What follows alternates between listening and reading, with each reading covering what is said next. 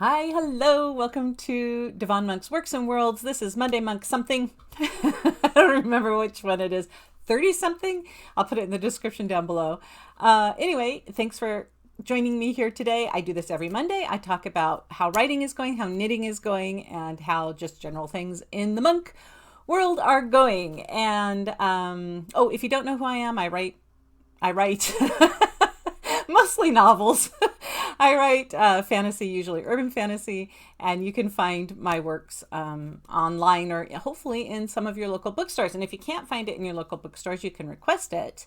And also in libraries, you should be able to find me in libraries. And if you can't find me in libraries, you can request it. So, anyways, yeah, that's who I am. And how is writing going? That is always the first question. It is going well, thank you. I am 25 days into the 100-day writing challenge, and I haven't missed a day yet. So that is like magnificent. Yesterday, I almost missed yesterday. I was working outside. I'm working on a big project that I'm trying to get done out there before we get rain. And wow, by the end of the evening, I was just done because it has strangely been warm here, but it's also been foggy. So we're getting fog all day, not all day. We're getting fog until like noon, 1, 2 o'clock. And so there's a lot of moisture in the air and everything's kind of wet. And I'm doing a painting project outside, and paint doesn't dry when it's 90% humidity and under 70 degrees.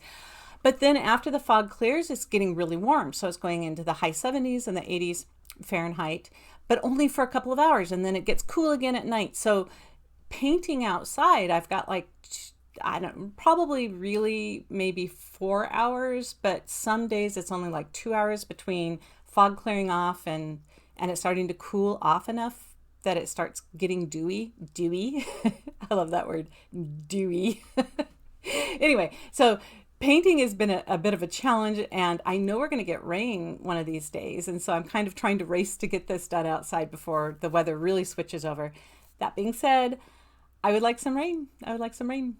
This week it looks like I don't know why I'm going to the weather when I should be talking about writing, but this week we should be getting like middle 70s for our temperature, which is this is not a usual October weather. We usually get rain, and we've had no rain at all, which is why I ended up watering the garden again. And I don't ever water the garden in October because it's raining.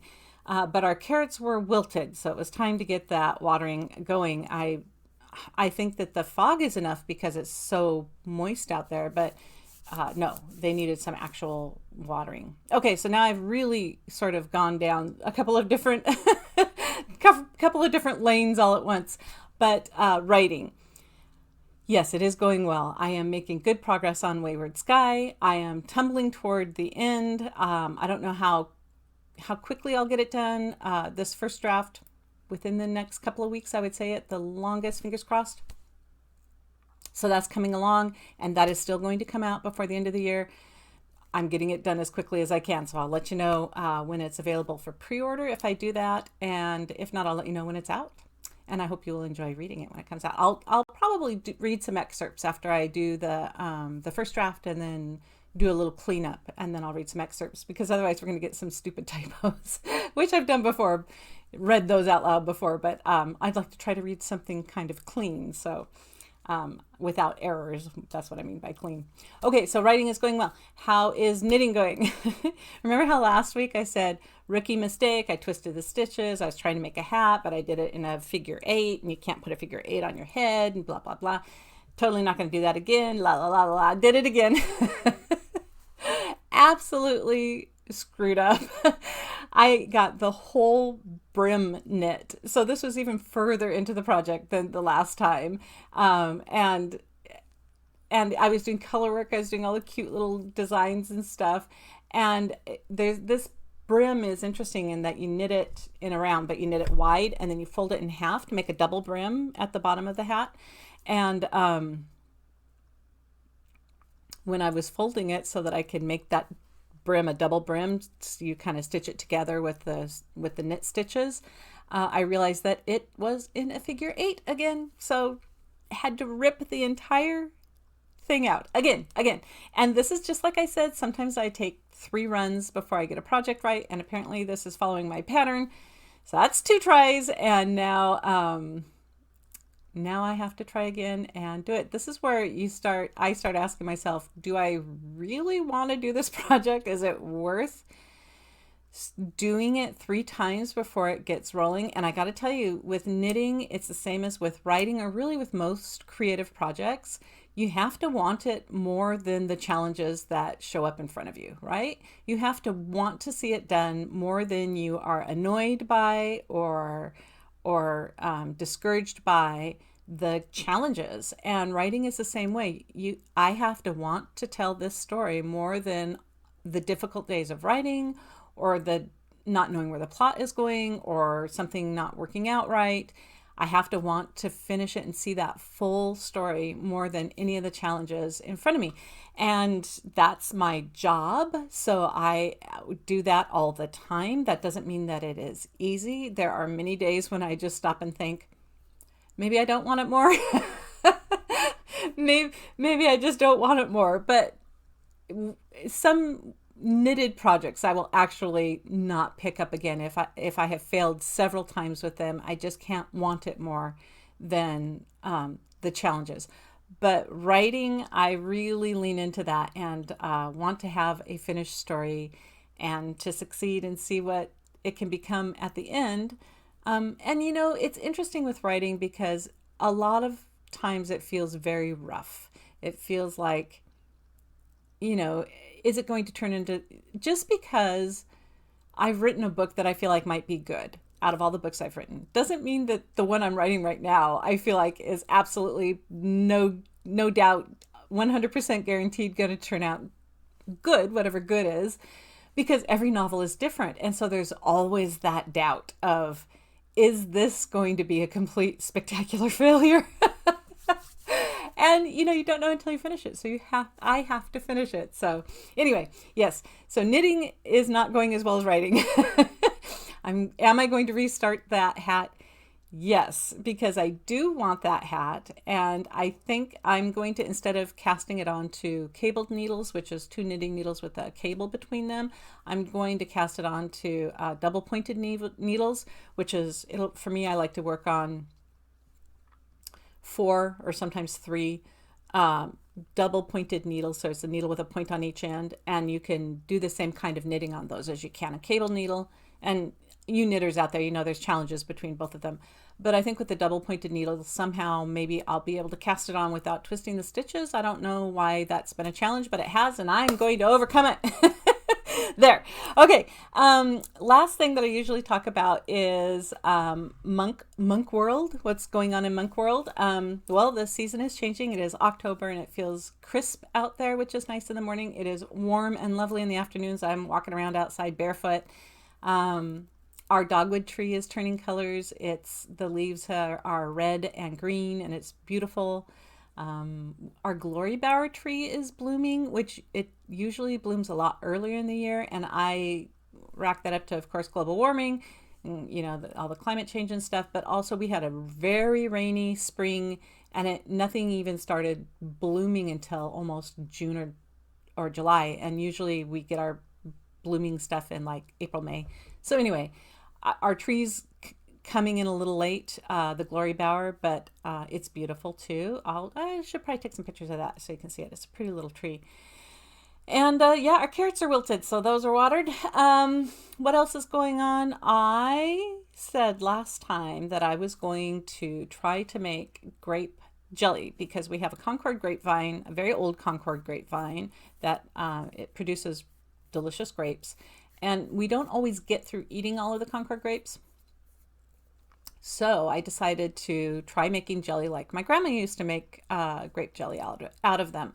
And I am going to cue to a little video to show you my progress. I didn't get all the way to making grape jelly because there's kind of 2 steps. You have to make the juice, and then from the juice, you make the jelly. So I haven't done the jelly yet, but now I have juice, so I got to do something with it, and my hands are purple. So, so I'm gonna snap my fingers and show you a little video, and then I'll be right back. Okay, ready?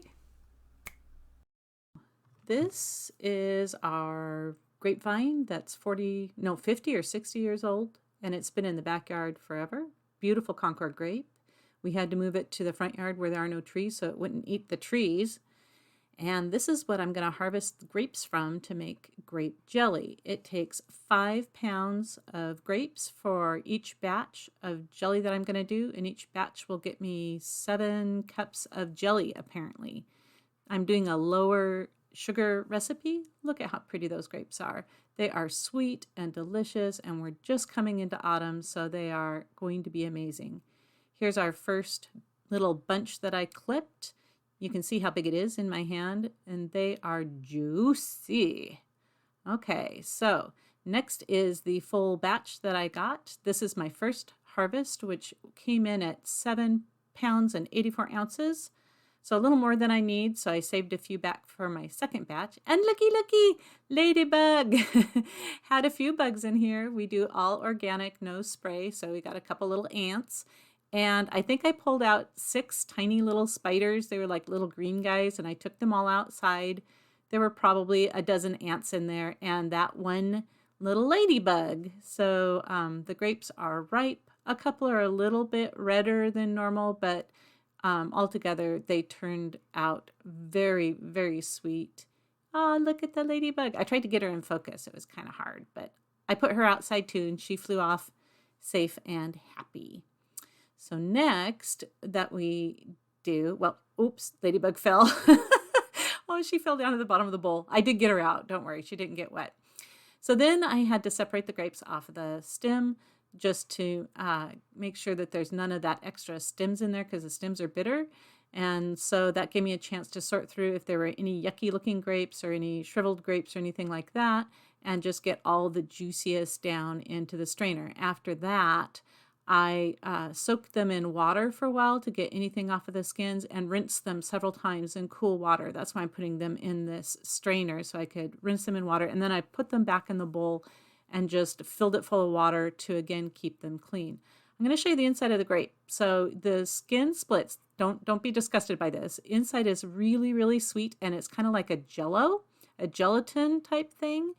And you just pop it out like a watermelon seed, and that whole thing is the grape. It's sweet, it's boingy like gelatin, and it has a little red seed on the inside. And you can eat them whole just like that and spit out the seeds, and they're delicious. Okay, put them in the pan, and you're supposed to put in 2 cups of water and mash them up. So I did that with a potato masher. Just the water at this point is just clearish, kind of greenish with all the insides of the grapes. It makes a nice poppy sound. It's very satisfying. It's a good way to get your frustrations out. Smash some grapes. Then I was to bring that up to a boil, which I'm doing here, and let it simmer for 10 minutes. And if you can see, I'll get the eyeball out of there, the center of the grape out. But the liquid is going red, this really reddish purple, and it's gorgeous. It looks like wine, and it smells amazing. Oh my gosh, my house smelled amazing all day. So that's 5 pounds of grapes right there, a little more. Then I took all of that and I put it into a triple cheesecloth put over another pot. That's the cooked, mashed up grapes. And what the cheesecloth is for is to get out all of the skins and the seeds that we don't want in our grape jelly. So we just have clear, or well, purple jelly. I got the extra juice out of there and put it all in, and then tied up the cheesecloth one-handed, which was not easy, let me tell you, and hung it over another pan that I had to let it drip for several hours. And you can see it steaming there. And it dripped for, I don't know, I had it 3, 4, 5 hours or something like that. In the end, I finally squished it a little with my hand, which is why my hands turned purple, to get the rest of the juice out. But I tied it up with some cotton yarn that I have. Excuse the unscrubbed cupboards. I didn't do an extra scrub on them before I did this. But I hung it off of our cupboard handle and just let it drip. And from that, that's 5 pounds. I got about 8 cups. Well, actually, it's 7 pounds. I got 8 or 9 cups of juice. My total haul after doing 3 different harvests was 28 or 29 cups of juice.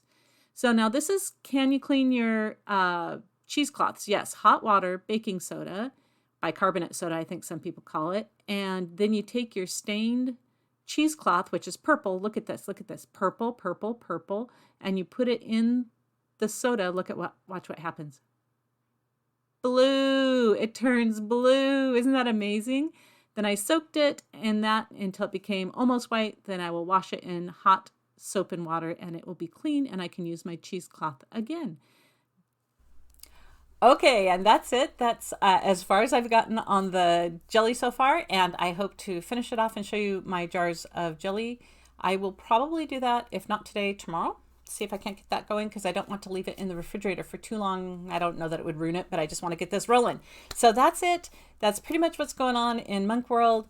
I am in the jelly making mood and hopefully it'll turn out good. The juice is sweet. Like I tasted it just to see if it got bitter when it was cooked and it didn't. It's nice and sweet.